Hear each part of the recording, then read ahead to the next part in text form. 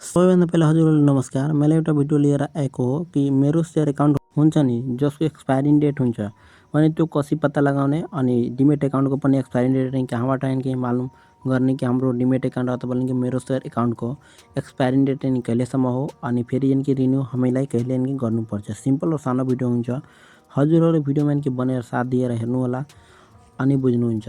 केही गर्नु पर्दैन। सबैभन्दा पहिला मेरो सेयर एप्लिकेसन हुन्छ नि यसलाई यानी कि ओपन गर्नु होला। मेरो सेयर एप्लिकेसन यानी कि ओपन गरेर यहाँ पर यूजर नेम और पासवर्ड के दिएर लगइन गर्नु होला। म आफ्नो फिंगरप्रिंट दिएर लगइन गर्दै हो।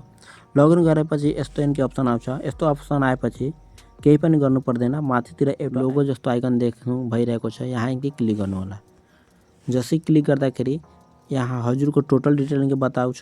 जस्तै हजुरको नेम जुन यानी कि जीमेल आईडी राखेको हो त्यो, board number, gender, contact number के दिनुभएको हो अनि जीमेल एड्रेस अनि एड्रेस के हो त्यो सबै के बताउँछ।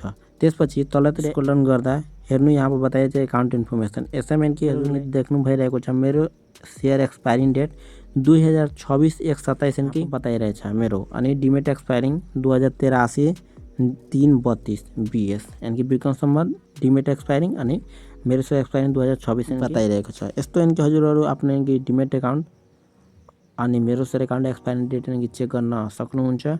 अनि तलतिर स्क्रोल गर्दा एकाउन्ट क्रिएटेड, एकाउन्ट रिन्यू अनि पासवर्ड एक्सपायरिङ डेट यो सबै कि यहाँ पर बताइरहेको छ। अरू स्क्रोल डाउन गर्दा हजुरहरूलाई change password, change transaction pin यो सबै कि अप्सन यहाँ पर देख्नु भइरहेको छ। यसै गरेर हजुरहरू कि एक्सपायरिङ डेट अनि डिमेट एकाउन्टको अनि कहिलेसम्म हाम्रो डेट हो अनि फेरि कि कहिले हामीलाई रिन्यू गर्नुपर्छ। यही सिम्पल र सानो भिडियो हजुरलाई सेयर गरेँ। अनि भिडियो कस्तो लाग्यो जरुर भन्नु होला अनि राम्रो लाग्दाखेरि च्यानललाई सब्स्क्राइब गरेर बेल आइकन दबाइदिनु होला अनि कुनै पनि सल्लाह भने कमेन्टमा जरुर भन्नु होला। इन गर्न चाहन्छु। Thanks for watching video.